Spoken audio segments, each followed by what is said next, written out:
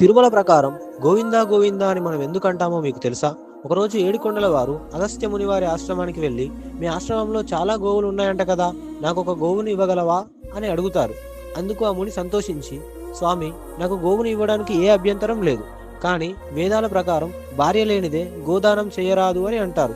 కనుక మీ భార్యను తీసుకొని మరొకసారి రాగలరా అని అంటారు.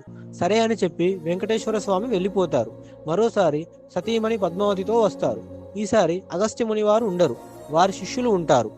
అప్పుడు శ్రీనివాసులు ఇలా అంటారు, మీ గురువుగారు నాకు గోవుని ఇస్తానని మాటిచ్చారు, నన్ను సతీ సమేతంగా రమ్మన్నారు, ఇదిగో నా భార్య పద్మావతితో వచ్చా.